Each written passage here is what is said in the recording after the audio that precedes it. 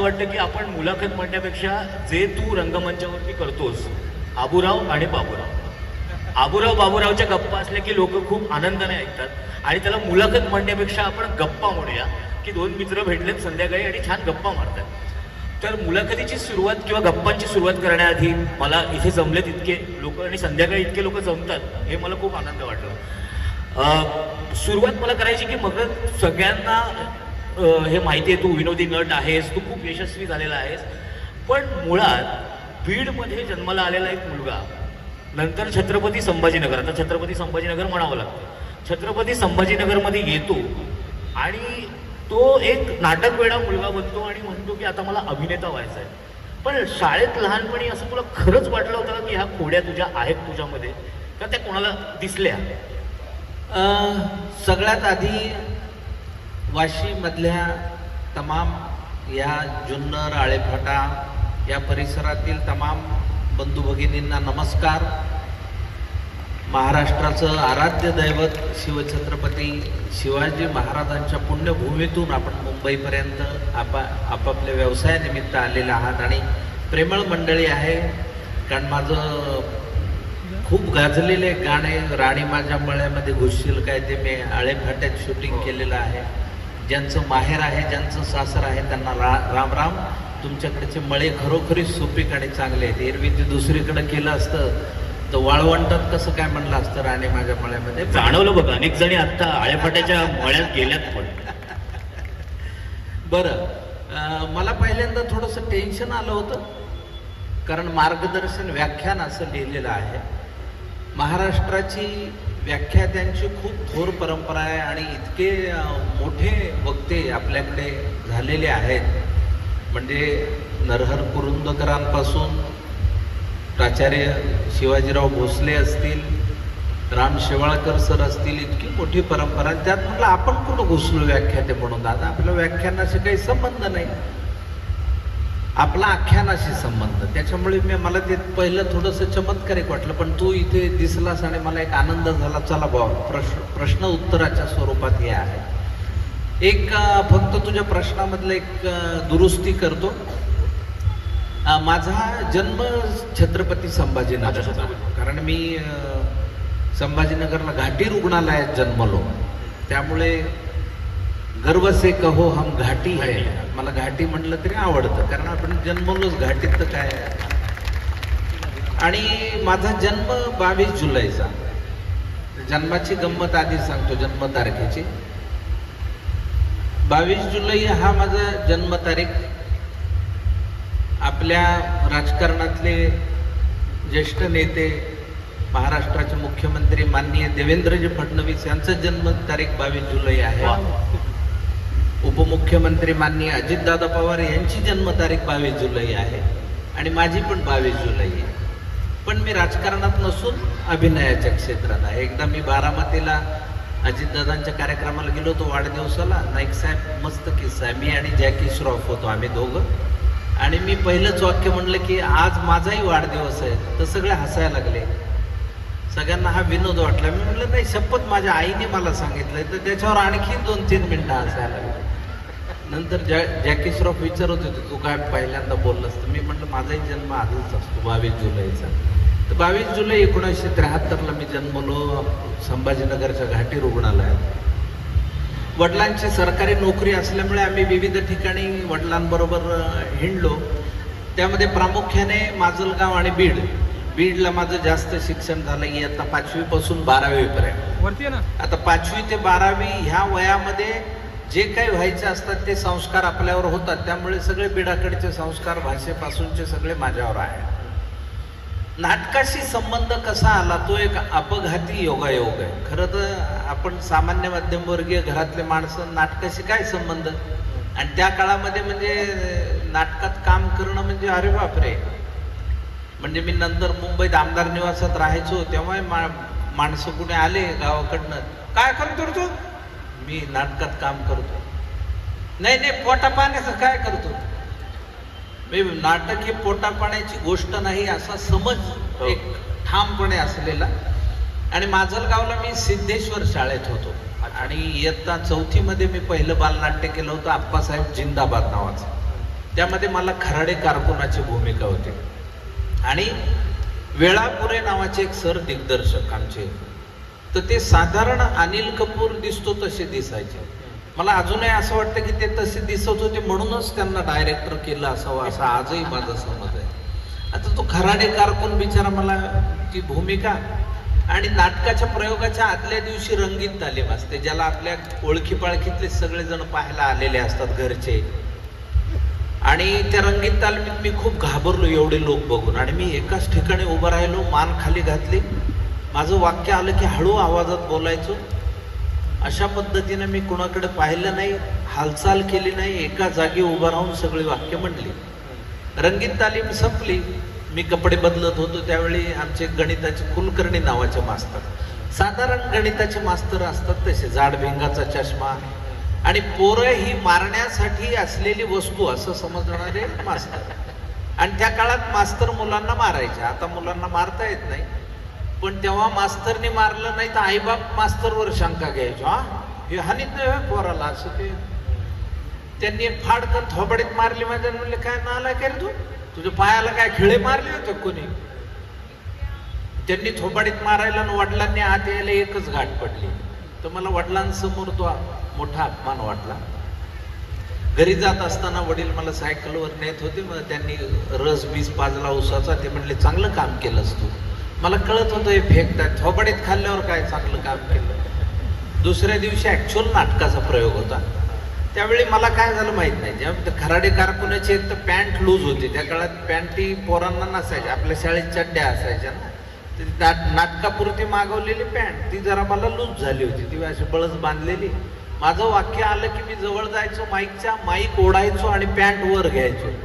या स्टाईललाच लोक हसायला लागले. लोकांना हाच एक विनोद वाटला आणि जोरात वाक्य बोलायचं. त्यामुळे खूप माझ्या लोक वाक्याची वाट पाहायचे आणि प्रचंड लाफ्टर, एक प्रतिसाद यायचा. म्हणून मला अभिनयाचं पहिलं बक्षीस मिळालं, एक शिस पेन्सिल मागं खोड रबर असलेली. हा अभिनयाचा पहिला अपघात. मग बीडला आल्यावर मी बरीच बालनाट्य केली, त्यामध्ये चेटकिडीची फजिती, रॉबर्ट बिकम अ पोएट असा नावाचा एक धडा होता आम्हाला, म्हणजे वाल्याचा वाल्मिकी कसा झाला असा. बरं, त्या काळात आमचं इंग्रजी म्हणजे मास्तरच आहे, चेंज द टेन्स बरं असं शिकवणार आहे, त्यामुळे इंग्रजीचा आमचं. त्या नाटकात मी त्या वाल्मिकीची मेन भूमिका केली होती. मला आजही असं वाटतं की वाल्मिकींनी जर कधी ते नाटक ऐकलं असेल किंवा पाहिलं असतं ना, तर वाल्मिकीचा पुन्हा वाल्या झाला असता, इतकं भयंकर इंग्रजी माझं होतं. मग बीडहून हळूहळू छत्रपती संभाजीनगरला 12वी झाल्यानंतर संभाजीनगरातले वेगळे अनुभव. संभाजीनगरामध्ये सुरुवातीला धडपडत नाटक शिकणं होतं. त्यामध्ये माझ्याबरोबर मंगेश देसाई होता. मंगेश देसाई आता एक प्रसिद्ध अभिनेता आहे, निर्माता आहे. धर्मवीर सारखा पिक्चरही त्याने प्रोड्यूस केलेला आहे. तर मग मंग्याबरोबर नाटक, आणि आम्ही धडपडत इतकं शिकलो, इतक्या गमती व्हायच्या तेव्हा तुला सांगायचं म्हणजे मी एक अंधार यात्री नावाची एकांकिका केली होती. आणि अंधार यात्री ही एकांकिका मसणजोगी समाज असतो एक आपल्याकडे, स्मशानात राहणारे लोक जे प्रेत जाळतात आणि त्याच्यावर उपजीविका करतात असं. आणि बाप आणि मुलामधली ती कहाणी, आणि मुलाला त्या परंपरेत जायचं नाही आणि बाप म्हणतो ही आपली परंपरा आहे, ह्याच्यानुसारच जगावं लागेल. आणि मुलगा भारतरत्न डॉक्टर बाबासाहेब आंबेडकरांच्या विचारांनी भारलेला. शिक्षण हे वाघिणीचं दूध असतं, ते प्यायलेला माणूस गुरगुरल्याशिवाय राहत नाही, अशा ह्याच्यातनं तो बापाशी भांडतो, तो शहरात जातो, पडेल ते काम करतो, शिकतो आणि त्याला एक नोकरी मिळते. आणि ती आनंदाची बातमी सांगायला तो बापाकडे येतो, तेव्हा बाप मेलेला आहे. आणि मग बापाच्या चितेला अग्नी लावून तो शेवटचं त्याचं स्वागत म्हणतो आणि नाटक संपतं, प्रकाशाच्या दिशेने चालतं. आता यामध्ये मी दिग्दर्शक, मेन रोल मंगेशचा म्हणजे मुलाचा, दुसरा रोल माझा म्हणजे तुमचं ठरलेलं असेल, ठरलेलं अलिखित नियम. आणि मी असं म्हणलं होतं की प्रेक्षकांना चिता दिसली पाहिजे, जाळ दिसला पाहिजे, असं मला एक डिरेक्टर म्हणून चमत्कार करायचा होता. तर त्यासाठी मी अशी चिता रचली होती मागे थोडीशी, आणि त्याच्या मागे एक जण आमचा मित्र बसवला होता. आपल्याकडे काही जण मित्र असतात ज्यांना नाटकात खूप मदत करायची असते, तर त्याला वाकडं बसून असा एक रॉकेलच्या बोळ्याचा स्टँड त्याच्या हातात दिला होता. आणि मंगेशने काय करायचं की माचीसची काडी पेटवायची आणि ते बोळ्याला लावायची, स्टेजवर अंधार होणार, तो सगळा स्टँड पेटत जाणार असे ते बोळे. आणि ती चिता पेटलेली दिसणार आणि त्याच्या प्रकाशात त्याने ते स्वागत म्हणायचं होतं आणि नंतर एक छोटासा फुटलाईट विंगेतनं आणि त्या प्रकाशाच्या वाटेवर तो चाललाय असा शेवट. ऐन वेळेला चिताच पेटली नाही. हे पहिल्यांदा माझ्या लक्षात आलं ते शेजारच्या मुलांनी शिवी घातली त्याच्यामुळे. हिला म्हणलं इतक्या वेळ बसवले. अरे म्हणलं ही काय भानगड झाली. बरं मला मान वळून बघता येईना कारण मी मेलेला आहे.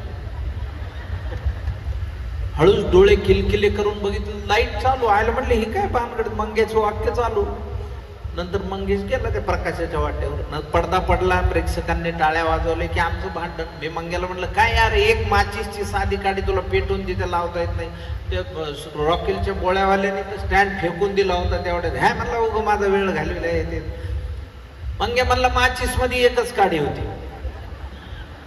पेटवायला गेलो तर गुल तुटलं उडालं म्हणला कुठतरी. तर डायलॉग म्हणू का गुल शोधू म्हणलं.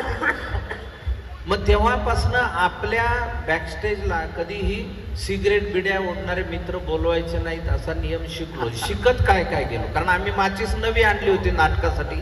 पण एखादा सिगरेटवाला आला असेल त्यांनी एकच काडीवाली ठेवली नवीन घेतली माचीस. पण आमची पंचायत झाली नाटकाची ना अख्ख्या. एक अंधारे यात्री नंतर आम्ही देता आधार का करू अंधार ज्या एकांकिकेमुळे मी मुंबईत गाजलो. त्यात मी आणि मंगेश पुन्हा. मंगेश कृष्णाचा रोल करायचा आणि मी मांजर सोंबेकर. आणि त्यामध्ये कृष्णाची एंट्री झाली की महाभारतचं म्युझिक वाजायचं. त्या काळात आपल्याला महाभारत सिरियल फेमस होती महाभारत. आणि त्या म्युझिकवर माझे काही वाक्य होते. काय रे दिसला कृष्ण की वाजव महाभारत. दिसला कृष्ण की वाजव महाभारत. आणि म्युझिक द्यायला तरी काय बुद्धी लागते. आपल्याकडे किशोरी आमोणकर आहेत, श्रुती सोडोलीकर आहेत, शोभा गुरटू आहेत. कोणालाही जाऊन सांगायचं मॅडम मांजर सुंब्याची एकांकी काढली 2-4 आला फांता का नाही म्हणताल होय. अशा पद्धतीचे वाक्य. तर त्या स्पर्धेमध्ये मंगेशची एंट्री झाली आणि महाभारत वाजलंच नाही. आता बोलणार काय पुढं. कारण वाक्यच पुढचे ते म्युझिकवर आहेत ना. तो गोवर्धन या करंगळीहून या करंगळीवर असं आपलं मंग्या. त्याला हळूच मी खून केली. त्याच्या मागे आमचा विंगेत म्युझिकवाला बसला होता. मग प्रेक्षकांना कळणार नाही अशा बेताने मी त्या म्युझिकवाल्याला खून करून आवाज वाढव असं त्याला ते सांगितलं की त्यांनी का आवाज वाढवला मला म्युझिक नाहीच. मग लोकांनी विसरला का असे म्हणणारे बरेच जण असतात ना समोर. एकांकिका पाडायला बरेच जण असतात. मी म्हणलं असं सुरू व्हायच्या आधी वाजवणार होतास ना महाभारतचं म्युझिक. पाहिली मी कॅसेट तिथं करून कंटिन्यू केली. एकांकिका झाल्यावर म्युझिकवाला काय म्हणलं यार 2 क्यूज तुला वाजवता येईना ती काय. आणि म्हणलं वाजवलं. तू आवाज वाढव म्हणलं तर वाढवलं तुम्ही. गंमत अशी होती की हेडफोनची पिन टेप मध्ये आणि हेडफोन ह्याच्या कानाला. त्यामुळे ते हळूही महाभारत यालाच ऐकू आलं जोरातही यालाच ऐकू आलं. तर असं शिकत शिकत आम्ही रंगमंचावर धडपडत मुंबईपर्यंत पोहोचलो. म्हणजे मला इथे थोडंसं थांबवून लोकांना हे सांगायचं आहे की ज्या मित्राची त्याने ही कथा सांगितली की त्याने ते टेपमध्ये घातलं त्यामुळे त्याला ऐकायला आलं नाही. पुढे तो मुलगा संजीव नाईक साहेब रेडिओमध्ये कामाला लागला. म्हणजे एक संभाजीनगरचा मोठा आघाडीचा आरजे रुद्रवार नाव त्याचं. आणि मोठा त्याचे वडील खूप उत्तम साहित्य. तो चुकांमधनं शिकला. हो.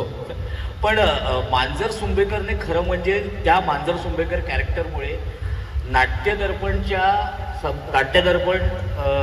स्पर्धेच्या सभागृहामध्ये मकरंद अनासपुरेला मुंबईत पहिल्यांदा ओळख मिळाली.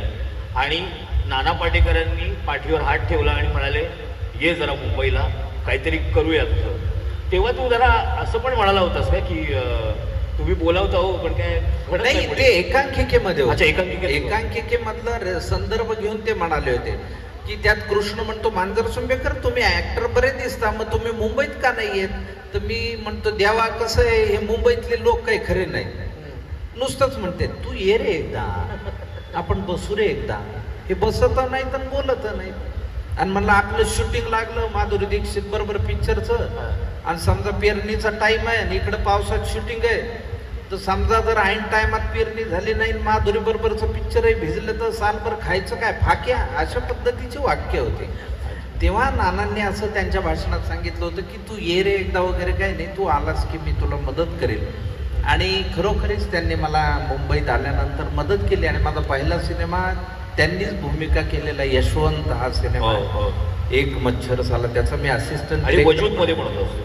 यशवंत वजूद असे सिनेमे त्यांनी दिले आणि त्यांनी तो शब्द पाळला. पण आपल्यासारखे अनेक लोक जे बाहेरनं येतात, मुंबईत येतात, तो खरा प्रवास असतो. म्हणजे मुंबईत बरोबर. आल्यानंतर आणि तू नेहमी तुझ्या बोलण्यातनं दिसतं की तू म्हणतोस की मला दुःखाच्या गोष्टी सांगायच्या नाहीयेत, कारण तो आपला स्वतःचा स्ट्रगल असतो. पण तो जो पहिला सुरुवातीला आल्यानंतरचा आमदार निवासमध्ये राहणं, लोकांमध्ये जाणं, दिवसभराचा खर्च काढणं, हे किस्से काय होते? म्हणजे तेव्हा काय जाणवलं? हे बघ, तेव्हा कसं असतं, मी त्याला स्ट्रगल म्हणत नाही, कारण एकदा आपण स्वतःहून निवडलेलं क्षेत्र असतं. बरोबर. आपल्याला कोणी आग्रह केलेला नसतो मुंबईत या म्हणून. त्यामुळे आमदार निवासात राहायचो ते यासाठी नाही की राजकारणात जायचं असली काही भानगड नाही, तिथं फुकटात राहता येतं म्हणून. आता बरेच आमदार साहेब, आता नाईक साहेबांना माहीत असेल ते की आमदार निवासच्या खोल्या असतात आणि कार्यकर्ते घुसून आपले आमदारालाही काही म्हणता येत नाही, आपल्याच गावाकडचं इथं राहू द्या असं ते. फक्त चिठ्ठी घेऊन यायची, चिठ्ठीवर तारीख टाकायची नाही, हे अनुभवाने शिकलो. मग ते तपासायला आले की म्हणजे हे काय आज सकाळीच आलो, ते तारखेवर बोट ठेवायचं पाचच्या. नंतर त्यांनाही कळायला लागले हे तर दररोजच दिसतं इथं. मग ते मित्र होऊन जातात, लिफ्टवाला होतो तपासण्याला. सुरुवातीला आमदार निवासात राहिलो आणि मग आमदार निवासामध्ये कशी गंमत की जवळ एक NCPA नावाचं मोठं centre, national centre for performing arts, आणि तेव्हा तिथं आमचे वामन केंद्रे सर काम करायचे. आता ते दिल्लीच्या राष्ट्रीय नाट्य विद्यालयाचे डीन म्हणून रिटायर्ड झाले. तर वामन केंद्रे सर, पद्मश्री पण मिळाली वामन सरांना. आणि तेव्हा वामन सर मला एक दिवस म्हणले, तू काय रे त्या आमदार निवासात पडीक असतोस, इथे येऊन लायब्ररीत वाचन करत जा. म्हणलं सर माझ्याकडे पैसे नाहीत तेवढी फी भरायला. अरे म्हटले 25 रुपये वार्षिक वर्गणी, तुला नाही जमलं तर मी भरत जाईन तुझे, वाचायला येईल. म्हणलं आपल्याला काय, इकडं असतो तर इकडे येत जाऊ.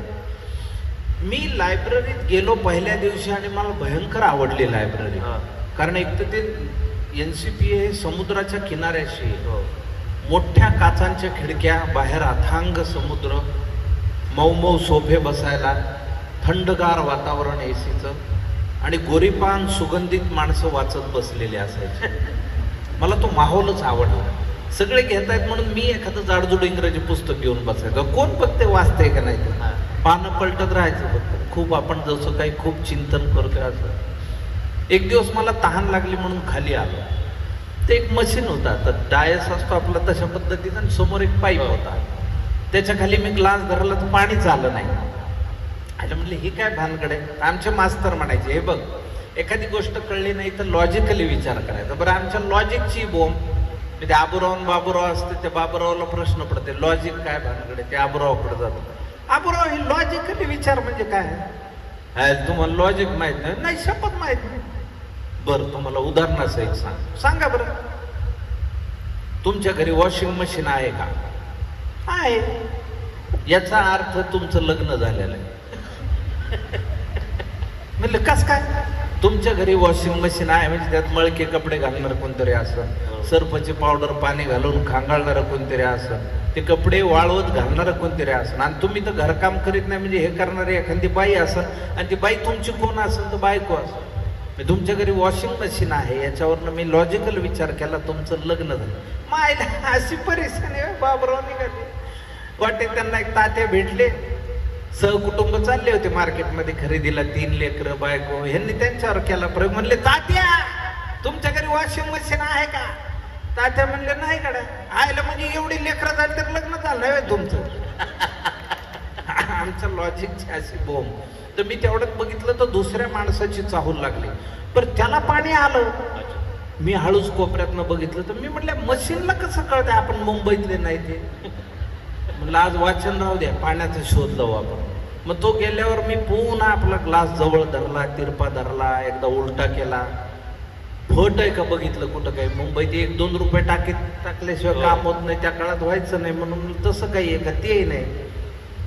खूप वेळानंतर मशीनच्या एकदम जवळ गेल्यानंतर पाणी आलं आणि माझ्या लक्षात आलं की खाली पायाने दाबायची एक पट्टी होती, त्याच्यावर माझा पाय पडला आणि पाणी आलं. तर मुंबईत पाणी प्यायला शिकायला मला 1.5 तास लागलाय. त्याच्यामुळं हिरो व्हायला 12 वर्ष गेली यात मला काही आश्चर्य वाटलं नाही. मी हिरो झालो आणि हे पण जायला सुरुवात झाली होती त्यामुळे. पण हे जर तू 12 वर्षाचं म्हणतोयस, या 12 वर्षामधला म्हणजे सुरुवातीला पैसे किती मिळतील किंवा आपल्याला जे काम मिळतंय त्याला खरंच किती आपल्याला उत्पन्न त्याच्यातनं मिळतं हे खरं म्हणजे त्यावेळेला माहिती नसतं. हा नाही, तेव्हा पैशांचा काही संबंधच नव्हता, कारण एकतर फार कमी काम असायचं, कमी पैसे असायचे. बरं, चर्चगेट ते अंधेरी असा पास काढला, महिना संपला की लगेच नवीन पास घ्यायला पण पैसे नसायचे. मग त्या काळात काय करायचं की माझा एक मित्र होता आमदार नेवासात माझ्याबरोबर, राजाभाऊ. तो आम्ही दोघं जण, राजाभाऊ तेव्हा फार चांगले कपडे घालायचा, शूज वगैरे दररोज असं इन केलेले कपडे, आणि चांगला एखादा अधिकारी वाटायचा असा. मग आम्ही दोघं आपल्या, आता बरं पास संपलेला आहे, मग निघायचो, अंधेरीपर्यंत जायचंय. आता पैसे नाहीत म्हणून आम्ही तिकीट काढत नव्हतो, पैसे असते तर काढलं असतं ना.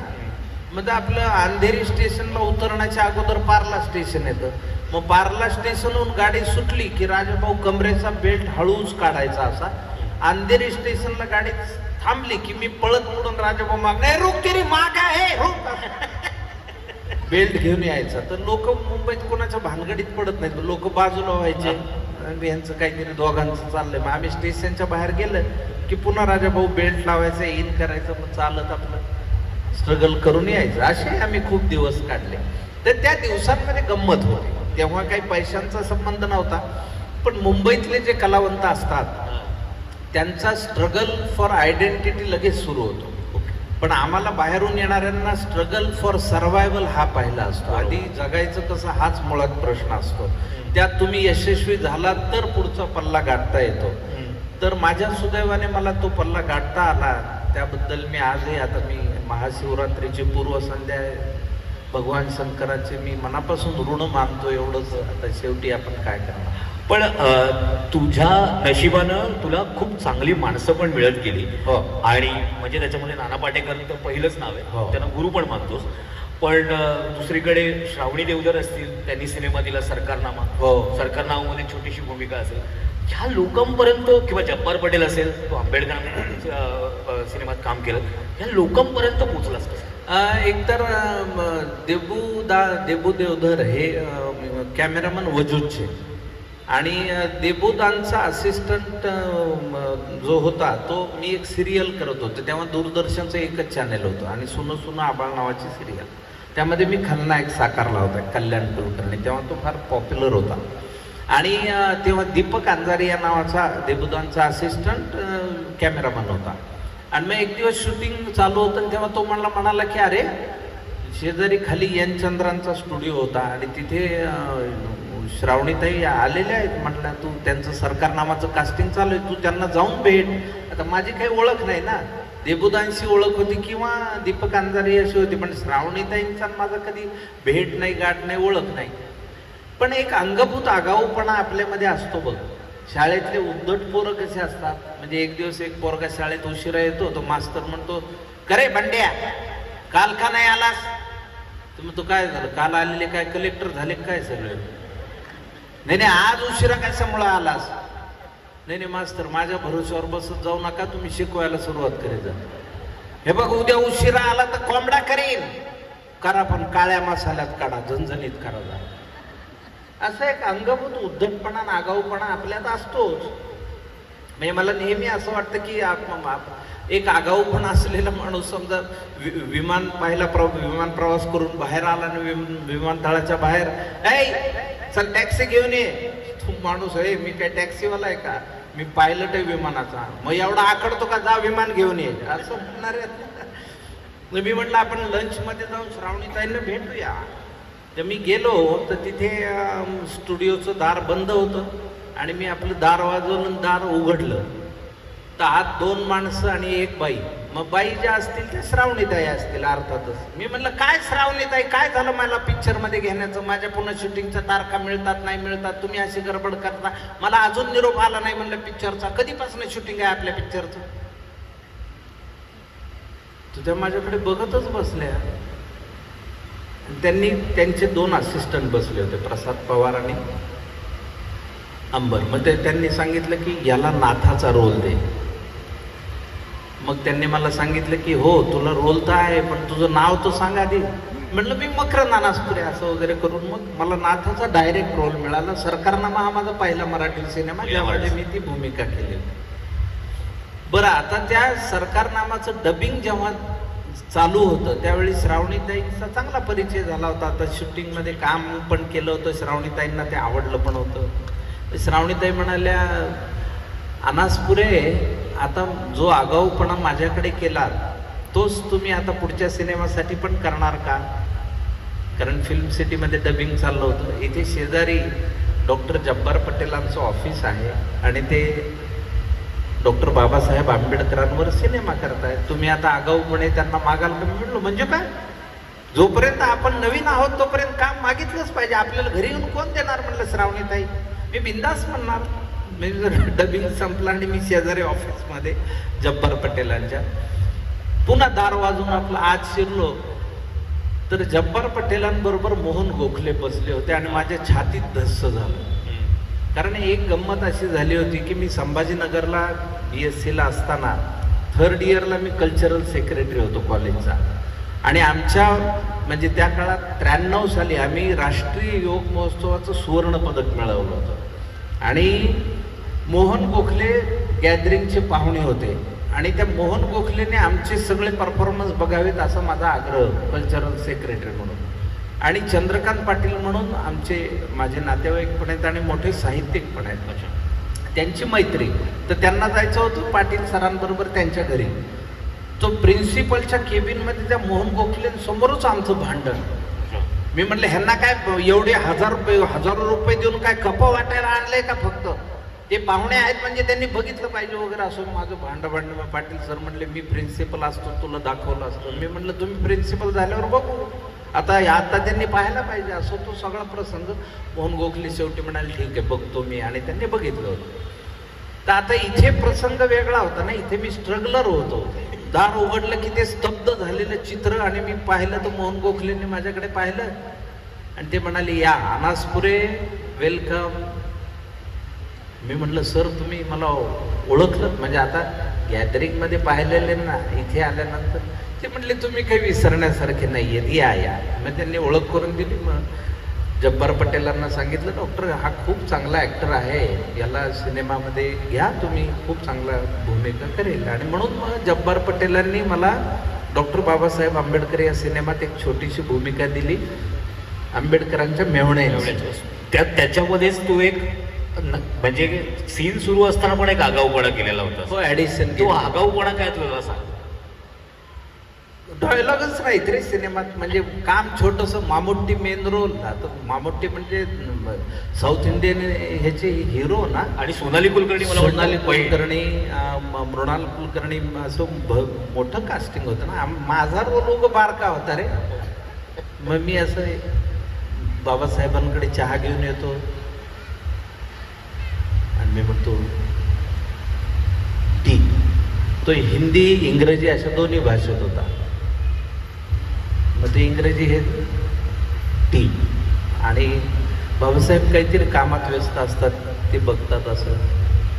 ओके. तर मी ॲडिशन घेतली, शुगर. आता स्क्रिप्टमध्ये नव्हतं. स्क्रिप्टमध्ये नव्हतं. मी साखर. आता ही काय ॲडिशनची गरज नाही, चहा ठेवायचा आणि निघायचं एवढंच होतं ना ते. मी आपलं टी, शुगर. मग मामुट्टीने माझ्याकडे पाहिलं आणि पूर्ण कामात जस्ट लिटिल म्हणजे थोडीशी. मग मामुट्टी शेवटी नो असं म्हणून सीन संपला. हे दोन. मग मी बाहेर आल्यावर डॉक्टर साहेब माझ्याकडे रागाने बघत होते, जब्बार पटेल साहेब, कांचन नाही काय तुला मूर्खाचं. मी म्हटलं, आपण शेवटी संधी कुठं मिळणार ना. म्हटलं मला एक काहीतरी तर आपण डोळ्याला 2-4 तर बोललो पाहिजे, नाही तर नट आहे असं तरी कोण म्हणाल ना पिक्चर झाल्यावर. तर तो एक अनुभव. असे मी सगळे कामं मिळवत हळूहळू स्थिरावला, अशी ती गोष्ट. पण तू स्थिरावलास, पण त्यानंतर मकरंद अनासपुरे पर्व आलं. म्हणजे मकरंद अनासपुरे म्हणजे विनोदी नट. म्हणजे एक काळ असा होता की अशोक सराफ, लक्ष्मीकांत बेर्डे यांच्यानंतर विनोदी नट मराठी चित्रपटसृष्टीला मिळालेला नव्हता किंवा आला नव्हता. पण जसं तू आलास, भरत आला, हा काळ आला.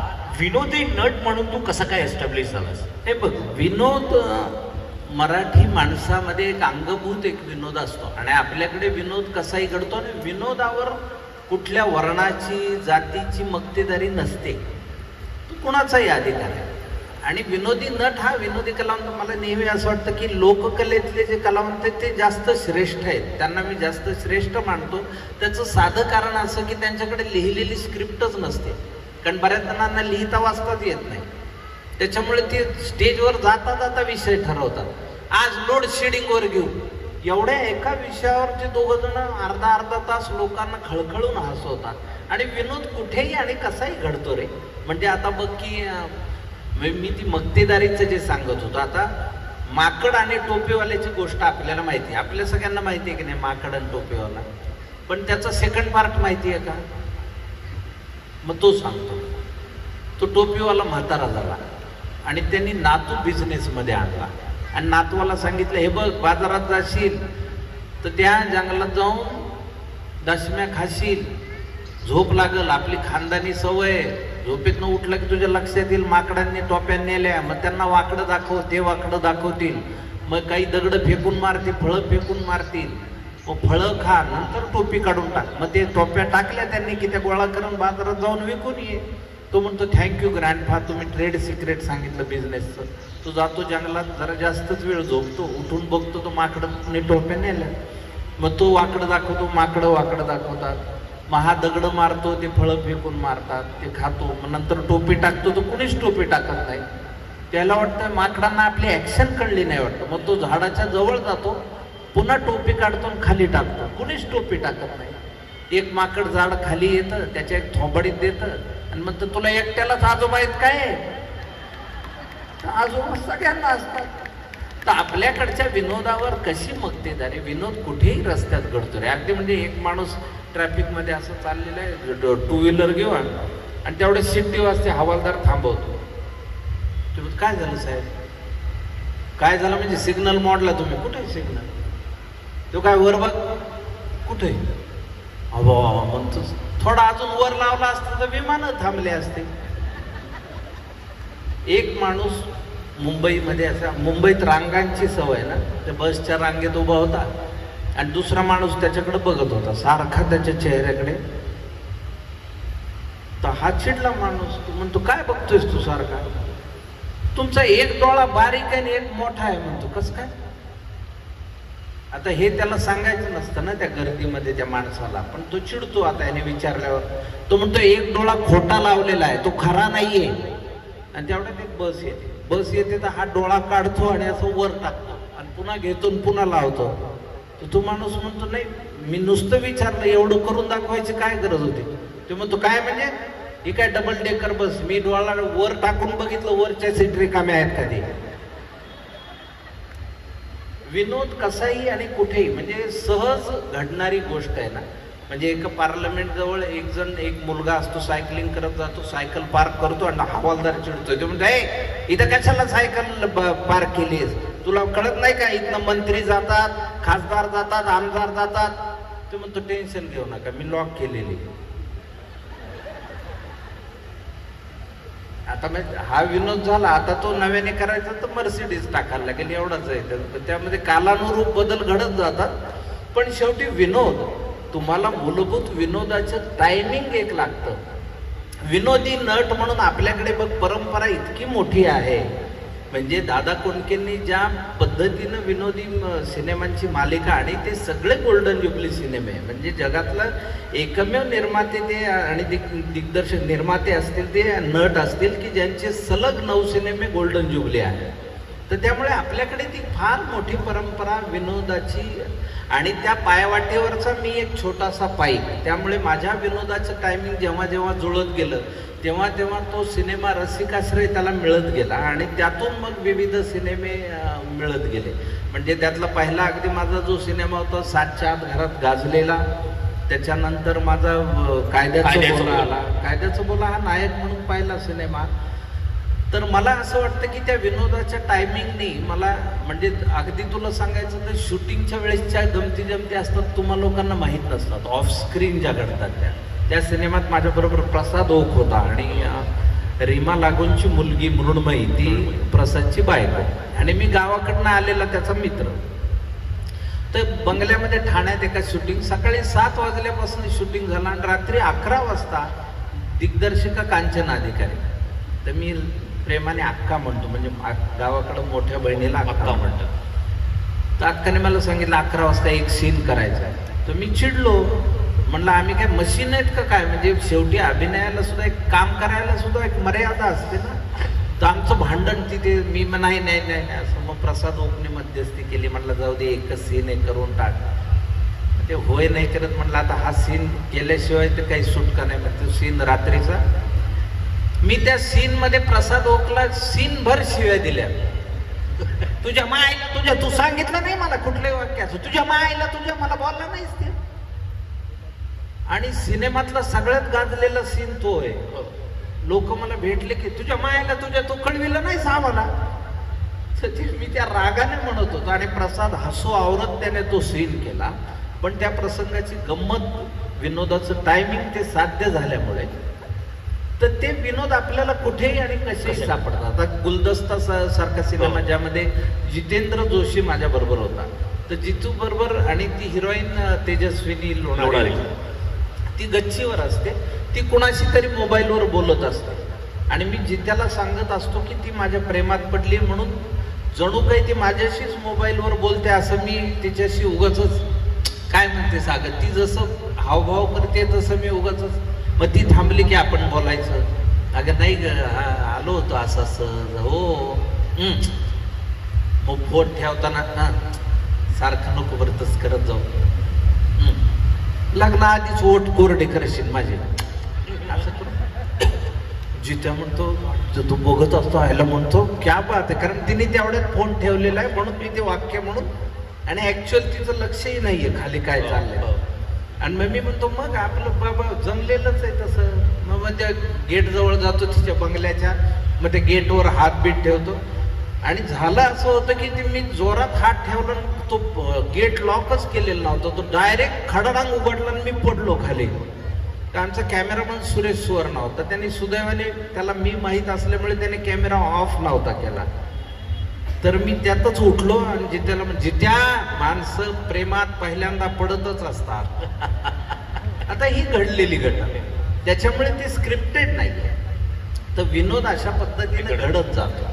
पण तू विनोदी नट झालास, पण विनोदी नट होण्यामागचं तुझं एक सर्वात मोठं बलस्थान आहे. मला त्या सिनेमाचीच आठवण येते, काय त्याचं बोला, त्याच्यातला कुंथलगिरीकर वकील तू जो काय साकारलायस, आणि मोहन आगाशेंसारख्या न्यायाधीशासमोर तू जी भाषा वापरलीस, हे भाषा जी तू मराठवाडी भाषा असेल, ती जी काय भाषा असेल ती तू महाराष्ट्रात फेमस केलीस. भाषा हे तुझ्या विनोदी नट होण्यामागचं एक मोठं बलस्थान होतं की तू त्याच्यावरती स्ट्रिक्ट राहिलास. हे बघ, मी असं म्हणतो की आता आपल्या मराठी भाषेला अभिजात भाषेचा दर्जा मिळाला. आता इथे बसलेले जेवढे मराठी बांधव आहेत त्यांना माझी एक कळकळीची विनंती आहे की आपल्या भाषेला अभिजात दर्जा मिळाल्यानंतर आपण एकमेकांशी मराठीत बोलायला आग्रहाने सुरुवात करायची. मुंबईमध्ये मराठी माणूसच हिंदीत बोलायला सुरुवात करतो बऱ्याचदा कोणाशी, पण आधी आपणच आपल्या लोकांशी मराठीत बोलायला ना आग्रह धरायचा.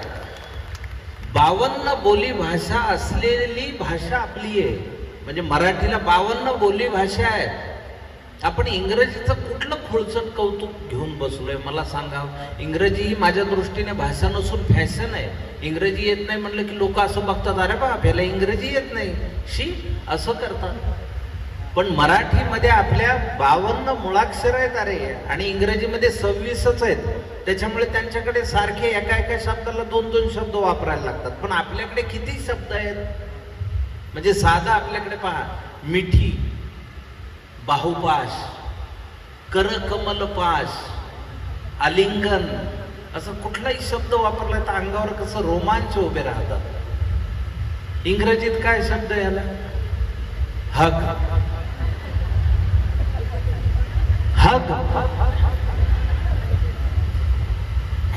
आपण मला नेहमी माराविषयीच नाही वाटत. बघ ना, म्हणजे हग असं कोणी,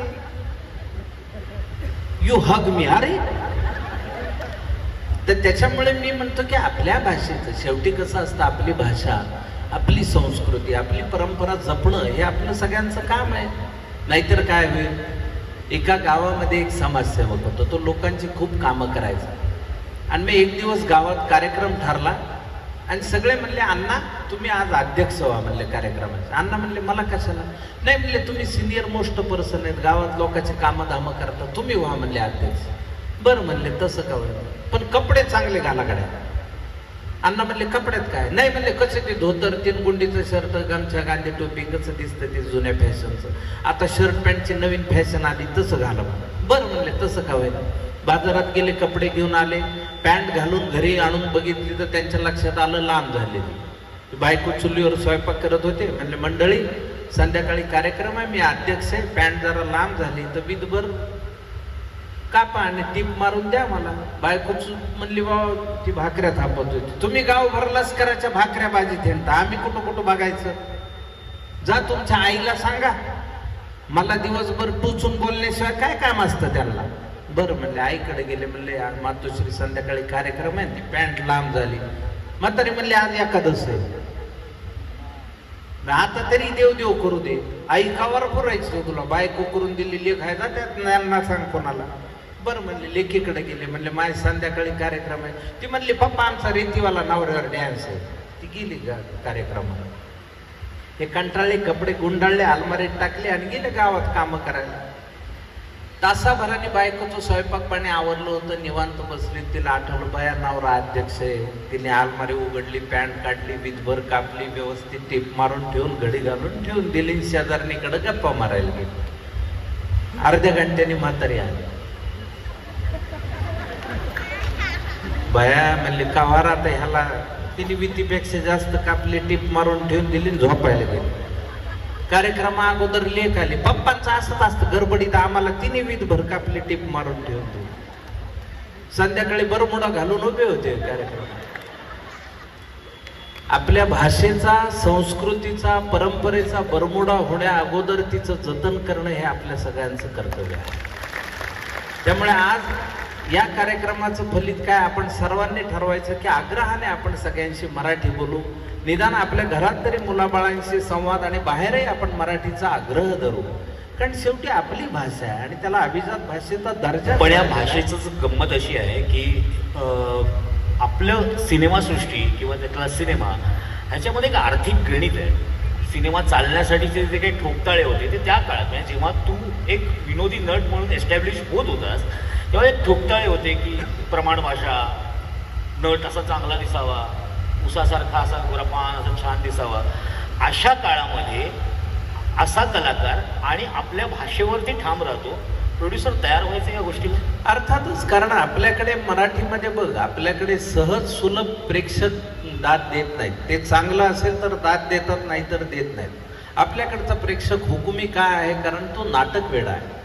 त्यांनी प्रत्यक्ष सगळ्या नटांचा पिढ्यानं पिढ्या पाहिलेल्या आहेत. त्यामुळे समोरून येणारी वाक्य आणि त्याला मिळणारी दाद ही कलावंताची खरी कमाई असते. त्यामुळे आपल्या जुन्या काळातील नट बघ, पैशाने किती श्रीमंत झाले हा भाग नाही, पण ते रसिकांनी खूप श्रीमंत होते. म्हणजे घाणेकरांची नाटकं लागायची तेव्हा रांग लागायची ना तिकिटांसाठी. त्यामुळे तुमच्या शैलीची एक खणखणीतपणा असला की ती स्वीकारली जाते, हे खूप स्वाभाविक आहे. आणि कुठलाही कलावंत हा स्वतःच्या भाषेमध्ये स्वतःला सिद्ध करू शकतो, हे तर हा इतिहास आहे. तर त्याच्यामुळे मला असं वाटतं की ती भाषा ती स्वीकारली गेली. आता तुझी कोकणातली मालवणी भाषा आहे ती मच्छिंद्र कांबळेंनी अजरामर केली ना रे. आजही आपण बाबूजींचं वस्त्रहरणचं कुठेही छोटंसं हे लागलं तर आपण किती आनंदाने आणि आवडीनं बघतो. आजही प्रयोग होत आहेत. अर्थात आपलं आता भारत गणेशपुरेने वऱ्हाडी भाषा एस्टॅब्लिश केलेली आहे. वैभव मांगलेने बाणकोटी असेल, प्रभाकर मोरेने बाणकोटी भाषा एस्टॅब्लिश केली असेल. तर मला असं वाटतं की विविध, आता श्याम राजपूतनी खानदेशातली भाषा केली. कोल्हापूरची तर आपली परंपराच आहे भाषेची, स्वप्नील राजशेखर पासून जुन्या काळापासून सगळ्यांची आहे. त्याच्यामुळे मला असं वाटतं ह्या सगळ्या बोली भाषांमध्ये एक गाणं आहे, तुम्ही जर बारकाईनं ऐकलं तर, म्हणजे आता कुठली ग्रामीण भाषा जर तुम्ही घेतली तर तिच्यामध्ये गाणं आहे. आता आमच्याकडे पहा, म्हणजे बसच्या ड्रायव्हरला सुद्धा माहीत असतं सगळ्यात लास्टच्या सीटवरच्या घरात काय प्रॉब्लेम आहे, कारण स्वर हळवेन बारीक नाही. त्यांना काय गरज होती उगाच असं म्हणायचे? आपण एवढे शांतपणे सगळं ऐकून घ्यायचं आणि त्यांनी आपल्याला उगाच बोलायचं होय. नाही, असू द्या असू द्या. आता हे गाणं आहे, हे गाणं जेव्हा तुम्हाला गाता येऊ लागतं तेव्हा त्या भाषेची गंमतही कळायला लागते आणि ती भाषा तुम्हाला स्वीकारता येते आणि त्याची मजा कळायला लागते. कोरडी भाषा बोलून काय करायचं मला सांग? भाषेमध्ये ओलावा कधी निर्माण होतो? माय कुणाचं लेकरू आहे ग, हे रस्त्यात कसं रडायला लागलंय ग, अरे रडू नको बाळा, घे बाळा तुला बिस्किटचा पुडा पाहिजे का? ते गाणं आहे. तर त्या भाषेमधल्या गाण्याची गंमत जेव्हा बाहेर येते तेव्हा ती भाषा आपल्या सगळ्यांच्याच आवडीची होते. आपल्या सगळ्यांच्याच भाषेमध्ये गाणं आहे. त्याच्यामुळे मी नेहमी प्रेम करा भाषेवर म्हणतो, त्याचं कारण ते ना आपल्याकडे स्वीकारायला काय. मी म्हणतो नवीन नवीन येणारे सगळे ग्रामीण बोलणारे कलावंत आपण स्वीकारत चाललेलो आहोत ना.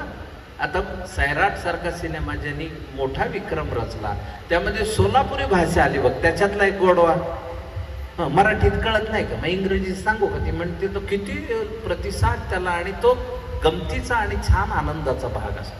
त्यामुळे आपल्याकडचा प्रेक्षक हा जास्त स्ट्रॉंग आहे असं माझं वैयक्तिक मत आहे. याचं एक उदाहरण आता रिसेंटली द्यायचं म्हणजे प्रभाकर मोरे सारखा कलाकार 20 वर्षापासून रंगभूमीवर काम करतोय, पण हास्य जत्रेमध्ये त्याने त्याची भाषा आणली. अर्थात आज तो खूप पॉप्युलर झाला. बरोबर. पुढची गोष्ट की ह्या भाषेनंतर त्याच्यानंतर तू लागोपाठ अनेक सिनेमे केलेस. म्हणजे एका वेळेला 6-6, 7-7 सिनेमे तुझे एकदम फ्लोअरवरती होते.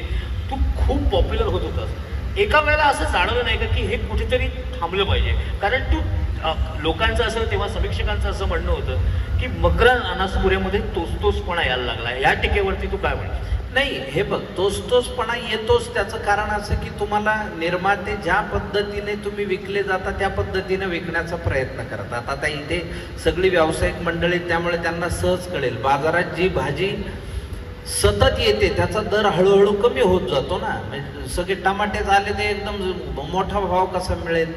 आता आपण मार्केट रेट पाहिला तर तसं असतं ना की सतत तुम्ही विनोद करत राहिलात तर मग तुम्हाला एका टप्प्याने थोडं स्वीकारणं कमी होतं. मी त्यामध्ये गंभीर प्रयोग पण खूप केले.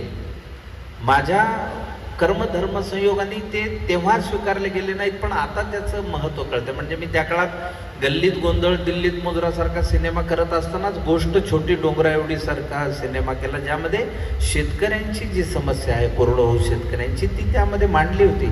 त्याचे शेवटची जे सोलोलुकी आहे, कोर्टामधलं सोगत आहे, ते आता मला लोक पाठवतात.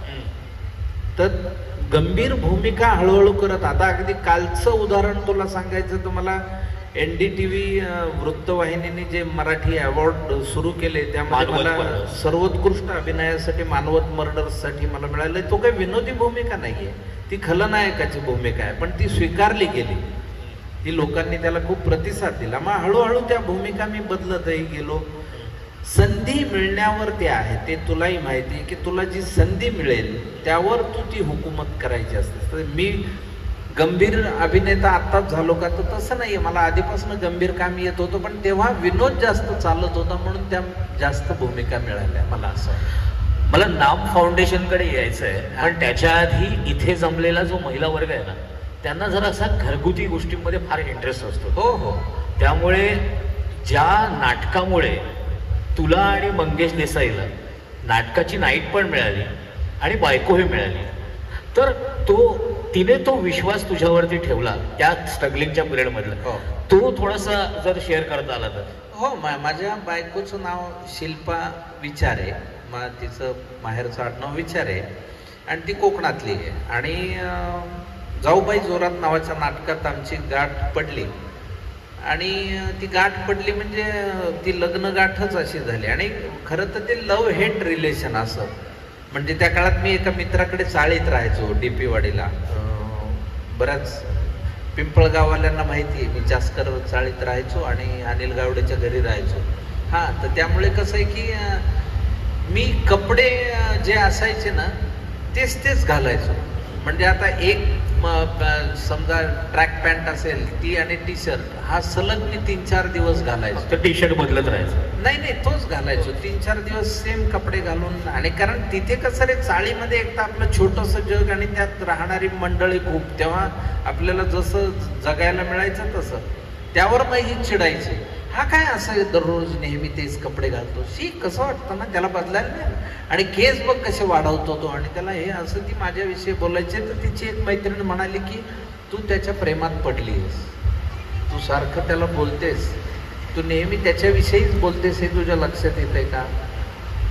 असं म्हणून मग एक दिवस तिला लक्षात आलं की आपण याच्या प्रेमात पडलोय. आणि त्या काळात मुंबईत घर नसलेला मी मनुष्य, मी माझ्या सासू सासऱ्यांचा मनपूर्वक ऋणी आहे की त्यांनी विश्वास ठेवला आणि त्यांची मुलगी दिली. आणि मी आज सुदैवी आहे की त्यांचा विश्वास मी खोटा ठरवला नाही.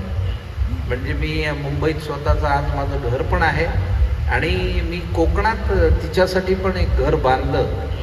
म्हणजे शहाजहानने ताजमहाल बांधला बायकोसाठी, आपण निदान घर तरी बांधू शकतो. म्हणून मी तिला एक छान घर कोकणामध्ये आणि छोटीशी एक जमीन पण घेऊन दिली. पण ते सुरुवातीच्या कठीण दिवसात पण गमती होत्या. अर्थातच, म्हणजे कसं असतं की सुरुवात हा समंजस, या क्षेत्रामध्ये तर जास्त समंजसपणे संसार करावा लागतो. कारण आज मला मोठी मुलगी आहे, छोटा मुलगा आहे, त्या दोघांनाही जे काही सांभाळलं आहे त्याचं सर्वस्वी श्रेय तिचं आहे. कारण आपल्याला बघ आपल्या क्षेत्रामुळे तसा वेळ घरी देता येत नाही, पण आई फार तशी कडक शिस्तीची असल्यामुळे मुलं पण मग एकदम शिस्तीत राहतात. तर ते क्रेडिट सगळं तिचं आहे. आणि मलाही सरळ ठेवण्याचं काम तिने केलं, हे तिचंच क्रेडिट आहे. आणि तू काही म्हण, बायको ही लग्नापूर्वी वेगळी असते, लग्नानंतर आपण किती वाघ आणि सिंह असलो तरी बायको समोर काही कुणाचंही चालत नाही. माझी समोर कोणी आहे हिंमतवान असं, तुझी तर समोरच बायको. म्हणजे मला ठीक आहे आपण असं म्हणू शकतो, पण घरात गेल्यानंतर आपल्याला जेवायचंही असतं, असा विषय आहे ना. त्याच्यामुळे आपण नेहमीच बायको पुढे नमतं घेतो. मला पण मिळेल आता जाऊन की नीट प्रश्न नाही विचारता येत का? असंही होऊ शकतं, असं होईल. पण जसं कौटुंबिक भान आहे, जसं तुला अभिनयाचं, मी एक तो किस्सा सांगतो बायकोचा. लग्नानंतर तर तिचा जन्म 1 ऑगस्टला असतो, आणि एकदा मी असं ठरवलं की आपण हिला सरप्राईज देऊ असं म्हणून मी, आणि माझ्या डोक्यात कन्फ्युजन झालं तारखेचं. तर मी 31 मार्चला रात्री 12 वाजता तिला फोन केला आणि हॅपी बर्थडे, आणि रात्री 12 वाजता तिच्या घरी उठवून फोन केला ना तो तिला. तर ती भडकली माझ्यावर, इडियट म्हटली काय चाललंय तुझं, किती वाजलेत आता? म्हटलं 12 वाजलेत, म्हणून तुला हॅपी बर्थडे केलं. माझा वाढदिवस किती तारखेला असतो? म्हटलं एप्रिल फूल. एप्रिल फूल करायसाठी मी फोन केला. पण हे विनोदाने वाचवलं मला, पण आजही तिचा विश्वास आहे की मी विसरलो होतो. आणि ते खरं आहे, आता मान्य करायला काय, कारण आता 22 वर्ष झाली संसाराला. तिचा 1 ऑगस्टचा वाढदिवस मी चुकून 1 एप्रिल असं डोक्यात ठेवून 31 मार्चला जागून फोन केला होता. पण तो एक अजून एक किस्सा आहे ना की तू काहीतरी एका जाहिरातीसाठी मला वाटतं मिशा उडवल्या होत्या. ती पहिलीच जाहिरात होती माझी, आणि मी मिशा, पण तेव्हा मला माहीत नव्हतं रे. तेव्हा नाटकाची नाईट 100 रुपये मिळायची, असा तो काळ. आणि मी एका जाहिरातीच्या शूटिंगला गेलो, तर जाहिरातीमध्ये ते म्हणाले की तुम्हाला मिशा कापायला लागते. मग मी त्या मिशा कापल्या. आता जाहिरातीला आलोय नाही कसं म्हणणार, मग मिशा कापल्या. शूटिंग संपलं जाहिरातीचं, 1च दिवसाचं शूटिंग, आणि मला त्यांनी 900 रुपये दिले. तर मी आपलं खुश व्हायला म्हणतो, 900 रुपये म्हणजे एका दिवसात, खुश झालो. आणि निघालो मी. तर निघालो तर तो मला म्हणला की थांब, मॅनेजर म्हणला की तुझं पेमेंट पण घेऊन जा. म्हटलं मग हे काय दिलंय? तो म्हणला हा कन्व्हेन्स आहे तुझं येण्या जाण्यासाठीचं. म्हटलं अच्छा बरं. आणि मग मला चेक मिळाला, तो 15,000चा होता. एका दिवसाचे 15,000 रुपये मिळणं, आणि 900 रुपये जायला. तेव्हा बसचं तिकीट 5 रुपये 7 रुपये असायचं यार. मला ते 900 आणि ते 15,000 घेऊन गेल्यानंतर संध्याकाळची वेळ होती. मी दार वाजवलो, बायकोनी ती दिवाबत्ती केली असती, तिने दार उघडलं, भडकलीच ती.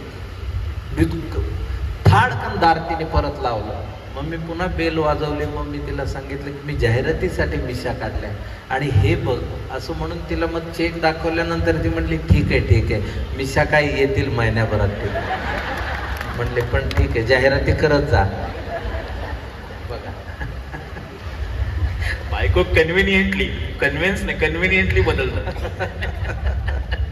पण जसं तुला हे सगळं कौटुंबिक भान आहे, एक अभिनयाचं भान आहे, या क्षेत्रातलं भान आहे, पण ज्या वेळेला तुझ्याबद्दलचा एक आदर महाराष्ट्रातल्या लोकांचा वाढला तो म्हणजे तू एक सामाजिक भान ठेवलंस आणि तुझे गुरुस्थानी असलेले नाना पाटेकर आणि तुम्ही नाम फाउंडेशन उभं केलं. कारण महाराष्ट्रातली समस्या फार मोठी होती. आत्महत्याग्रस्त शेतकरी हे पेपरमधली रोजची एक हेडलाईन की या ठिकाणी या शेतकऱ्याने आत्महत्या केली, इथे गळफास लावून घेतला. या सगळ्या घटना तुमच्या आजूबाजूला घडत असताना तुम्हाला दोघांना हे कसोशीने वाटलं का की आपल्याला आता उभं राहायला पाहिजे? नामची सुरुवात कुठून? हे बघ, हे नामचं सर्वस्वी श्रेय हे आदरणीय नाना पाटेकरांचं आहे. मी त्यातला एक अंशतः भाग आहे.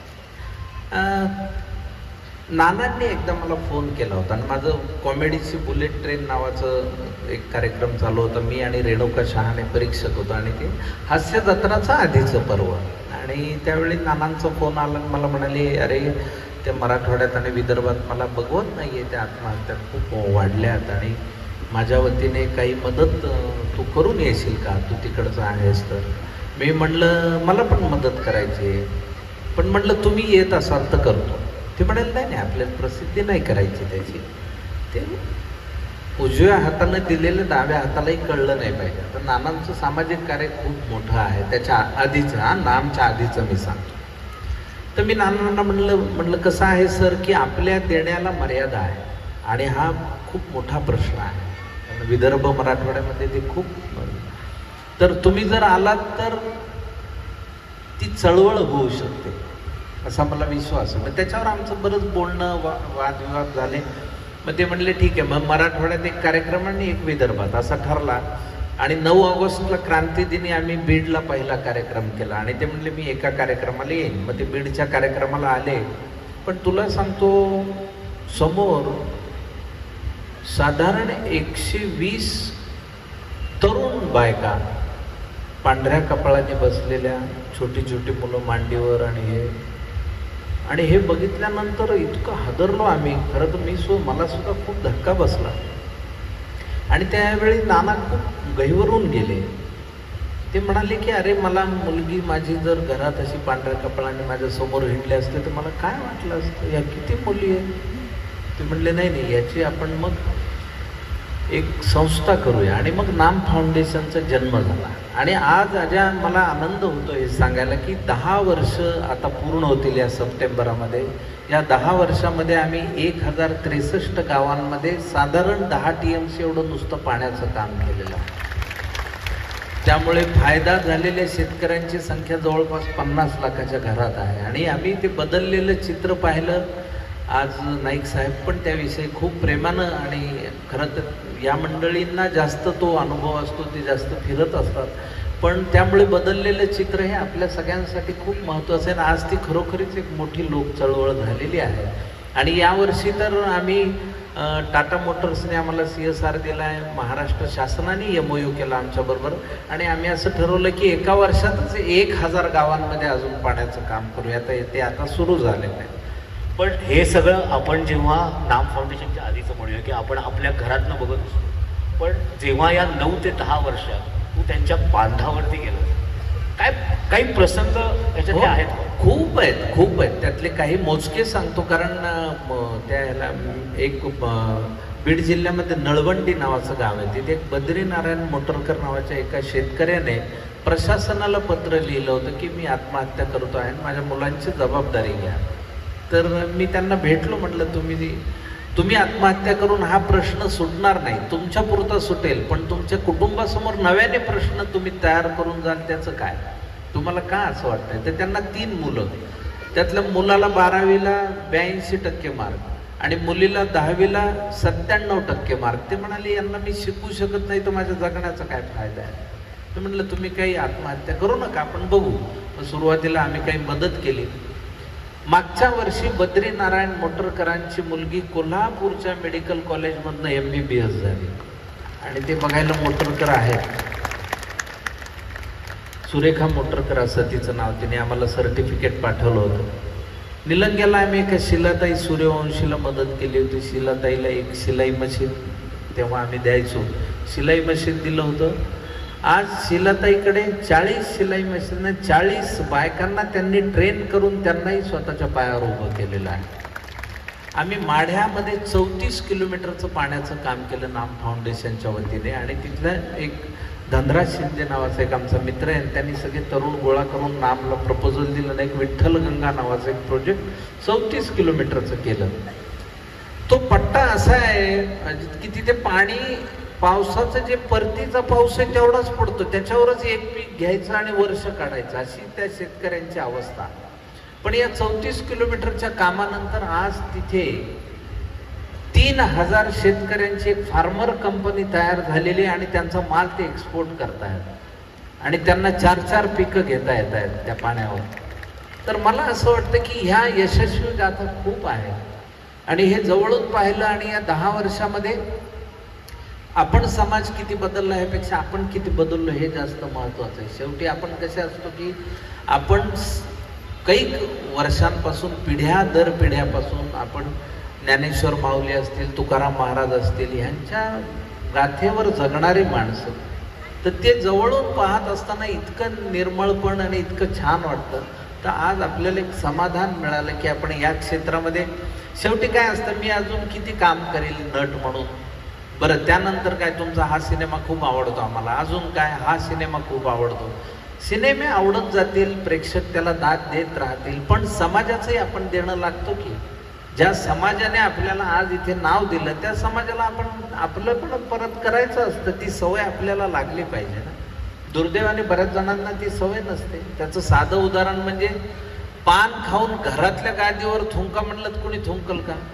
आपल्या घरात पिचकारी काही बोलायला लागले, पण तेच रस्त्यावर आपण पटकन पिचकारी मारतो. मग तो रस्ता कुणाचा आहे, मग ते गाव कुणाचं आहे, मग तो तालुका कुणाचा, मग तो जिल्हा कुणाचा, मग ते राज्य कुणाचं, मग तो देश कुणाचा. देशप्रेम आपल्या घशात असून उपयोगाचं नाही, ते आपल्या कृतीत आलं पाहिजे तर त्याचा फायदा होईल. आज नवी मुंबई स्वच्छ इतकी आहे, इतक्या चांगल्या पद्धतीने आहे. मी स्वतः कार्यक्रमाला आलो होतो, शंकर महादेवन ब्रँड अँबॅसिडर आहेत. आज नवी मुंबईचं दृश्य बघ, इतकं छान वाटतं, मोठे रस्ते आणि कचरा कुठेही नाही. मुळात नागरिकांनी पण ते ठरवलेलं आहे की ते पहिला नंबर, ते गाणं पण मी त्या ह्याच्यात ते ऐकलं होतं महादेवन साहेबांचं. तर मला असं वाटतं की आपण ठरवायचं. शेवटी आपल्याला देश स्वच्छ कसा करता येईल असं म्हणून घरात बसण्यापेक्षा आपण आपलं घर, त्याच्या समोरचं अंगण जरी साफ केलं प्रत्येकाने, तरी एक दिवस सगळ्यांच्या लक्षात येईल की आपला देश स्वच्छ झालेला आहे. ही इतकी साधी गोष्ट आहे. आपला खारीचा वाटा द्यायचा असतो, त्या खारीचा वाटा दिला की सगळं जग आपल्यासाठी आहेच आहे ना रे. पण तरी सुद्धा हे ऐकल्यानंतर एक प्रश्न नेहमी येतो की दुष्काळ तर होतोच आहे दरवर्षी. हो, शेतकरी अजूनही आत्महत्या करतायत. हो, चुकतंय कुठे मात्र? मला वाटतं शेतकरी प्रश्नावरचं एकमेव करेक्ट उत्तर काय असू शकेल तर स्वामीनाथन आयोग लागू करणे. कारण शेतकऱ्यांना स्वामीनाथन साहेबांनी जसं सांगितलं की इन्व्हेस्टमेंट जी आहे त्याचे 1.5 त्यांना भाव द्या, म्हणजे त्यांची समस्या संपेल. आता कसं झालेलं आहे की निसर्ग चक्र दुष्ट झालेलं आहे.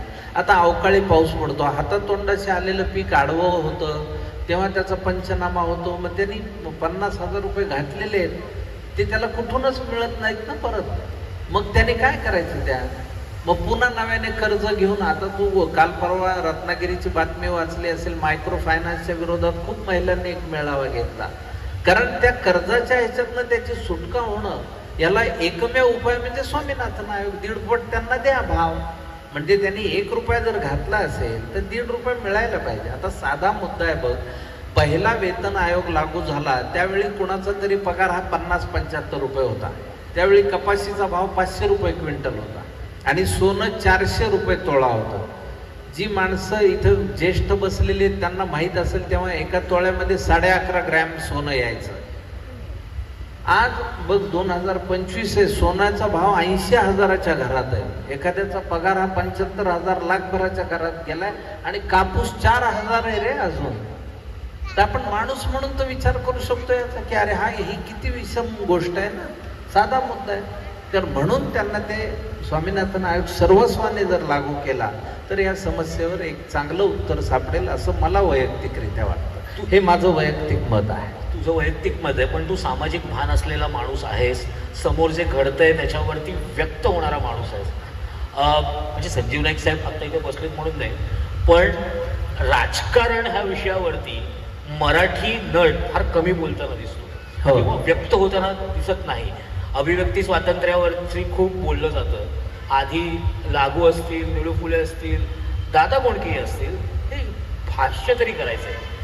आपण कुठेतरी घाबरतोय किंवा आपल्याला त्या ह्याच्यात पडायचंच नाही असं म्हणजे तूच नाही, एक संपूर्ण, कारण तुम्हाला फॉलो करणारा लोकही प्रचंड असतात, तुम्हाला बोलायचंच नाही का ह्याच्यावर? नाही नाही, हे बघ, साधा मुद्दा असा आहे की आता गल्लीत गोंधळ दिल्लीत मुजरा हा सिनेमा केलाच नाही. आम्हाला जे भाष्य करायचं ते आम्ही सिनेमात करतोच, त्याच्यामुळे तो काही प्रश्न नाहीये.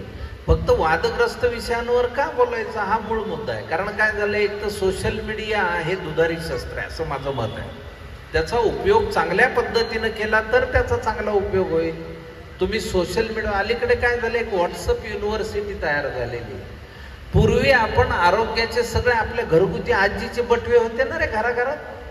पोट दुखायला लागलं म्हणले की दे त्याला हिंगाचा तुकडा बरं, दे त्याला थोडा ओवा दे आणि गरम पाणी दे, असं आजी सांगायचे ना. आता त्या व्हॉट्सअप युनिव्हर्सिटीत आरोग्याचं आपण काय खायचं, हे खाल्लं तरी परेशानी, हे नाही खाल्लं तरी परेशानी. लोक हैराण झालेत. आणि ती इतक्या फास्ट पद्धतीनं तुमचं मोडतोड वाक्याची विधानाची होऊन पसरते की तुम्हाला काही कळत नाही. म्हणजे एक जंगलामध्ये एक वाघ निवांत बसला होता आणि झाडावर एक माकड होतं. त्याला त्या वाघाला निवांत बसलेलं बघवेना, म्हणून त्यांनी काय केलं, ते आलं पटकन खाली, त्या वाघाच्या एक फाडकन थोबाडीत मारली आणि पळून गेला. तो वाघ भानावर यायच्या आत तो पळून गेला माकड. तो वाघाला वाटलं माकडाने थोबाडीत आपल्या, चिडला तो वाघ आणि लगेच चपळाईनं त्याच्या मागं पळत.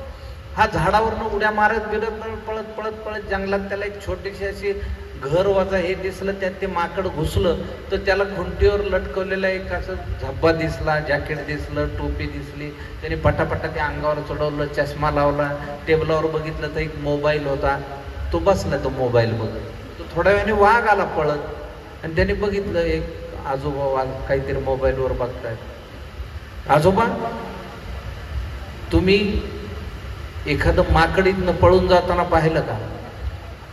ते माकड त्याच्याकडे न बघता म्हणलं, कोणतं? ते तुमच्या थोबाडीत मारलेलं का? वाघ म्हणला, आलं पण व्हॉट्सअपला. सोशल मीडिया इतक्या फास्टेस्ट याच्यावर जातो ना, पण त्याचा विनियोग चांगल्या पद्धतीनं केला पाहिजे असं मला वाटतं.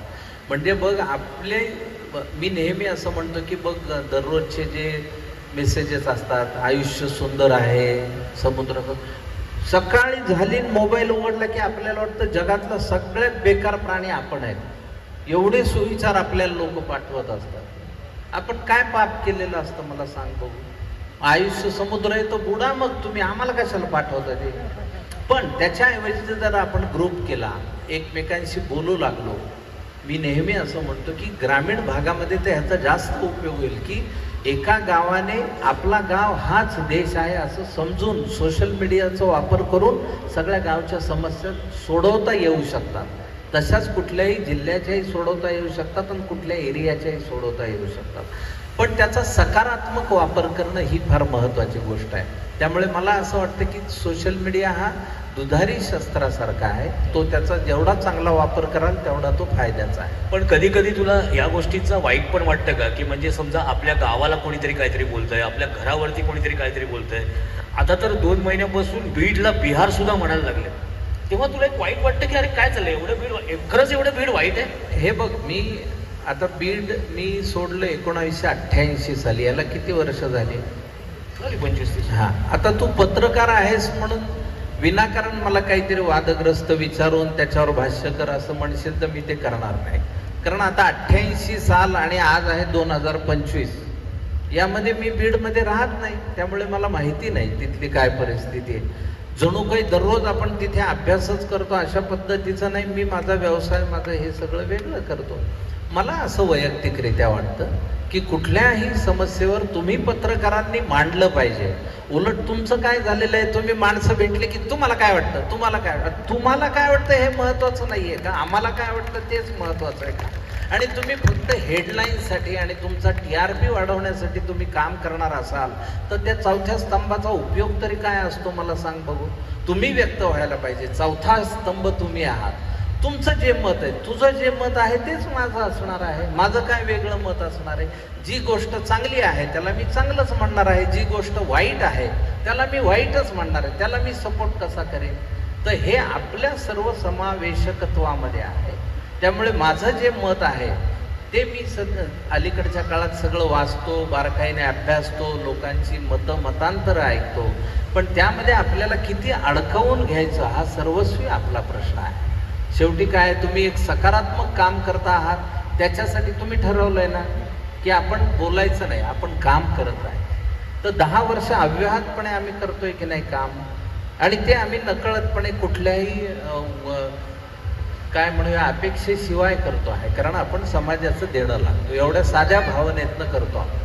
ते बोलण्यासाठी करतो आहोत का, ते दंडन करण्यासाठी करतो आहोत का, त्याच्यापासून आपल्याला काही मिळवायचं तर काहीही मिळवायचं नाही. म्हणून हे काम आहे, तसं काम आपण करत राहावं असं मला वाटतं. त्यामुळे मी जास्त कामात व्यस्त राहणं पसंत करेन. बरोबर. व्हॉट्सअप युनिव्हर्सिटीचा तो उल्लेख केलास, पण ही जी तरुणाई आहे त्यांना सिनेमा सृष्टीत यायचं असेल किंवा कुठल्याही क्षेत्रात यायचं असेल, आजच्या तरुण वर्गाला काय सांगतो? एक तर यशाला शॉर्टकट नसतो कुठलाही. कुठलंही यश मिळवायचं असेल तर त्याच्यासाठी एक ध्येय पाहिजे आणि मेहनत पाहिजे आणि त्याच अनुषंगिक ज्ञान मिळवलं पाहिजे. फरक असतो ध्येय उराशी बाळगणं आणि ध्येयाच्याच उरावर बसणं, हे 2 वेगळ्या गोष्टी आहेत. त्यामुळे ध्येयाच्या उरावर नाही बसायचं, ध्येय उराशी बाळगा आणि त्यातलं ज्ञान मिळवा. नाहीतर तुम्हाला प्रश्न विचारलाय बाबा महाराज सातारकरांवर आणि तुम्ही रोशन सातारकरवर सगळं लिहित बसलं तर त्याचा उपयोग नाही. या क्षेत्रामध्ये काय, कुठल्याही क्षेत्रामध्ये जायचं असेल तर तुमचं ज्ञान वाढवा, तुमचा अभ्यास वाढवा, तुमचं मेहनत वाढवा आणि ध्येय एकदा साध्य झालं की त्यामध्ये सातत्य कसं राहील याचा विचार करा.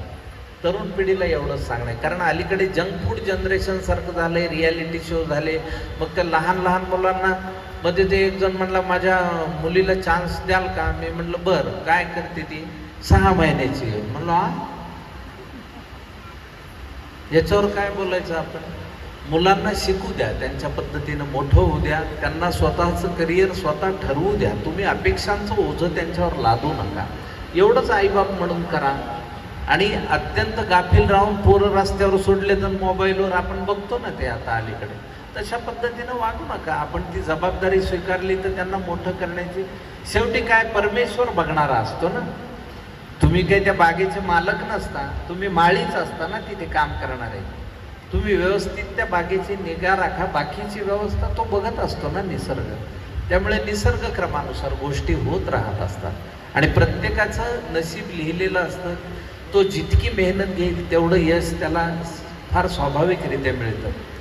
अगदी विराट कोहलीचं उदाहरण, फॉर्म गेला होता त्याच्यावर किती टीका होत होती, त्याचा फॉर्म कुठे परत आला तर थेट पाकिस्तान विरुद्धच्या सामन्यात, आणि काय केलं त्यांनी? सेंचुरी मारली. तर शेवटी काय आहे, तुमची मेहनत अथक राहणं आणि सातत्य ठेवणं ही महत्त्वाची गोष्ट आहे. आणि ज्ञानाशिवाय तर अजिबात यायचं नाही. मला नेहमी या क्षेत्रात येणाऱ्यांना मी विचारतो, तू आधी काय केलंयस?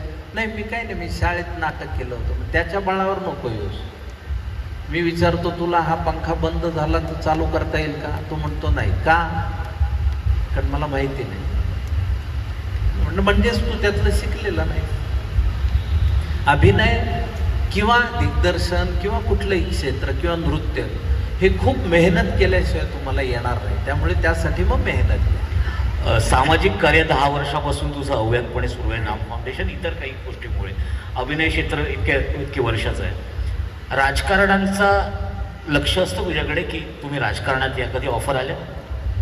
नाही, आपलं क्षेत्र नाही आहे हे. बघ, ज्या क्षेत्राशी आपला संबंध नाही त्यामध्ये आता चला उद्या राजकारणी हो असं म्हणलं तर ते फार विनोदी होईल ना. कारण मुळात राजकारणी होण्यासाठी तुमच्याकडे एक वेगळा अभ्यास तुम्हाला लागत असेल, तुम्हाला तेवढं ग्रासरूट लेवलवर जाऊन काम करावं लागत असेल.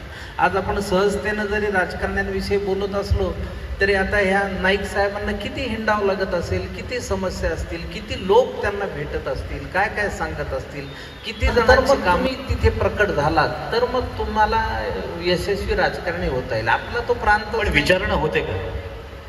नाही, मला तरी नाही. माझ्या चेहऱ्याकडे बघून कुणालाच वाटत नाही हे राजकारणी हा रोल करू शकतो, इथपर्यंत सगळ्यांना वाटतं, बाकी काही.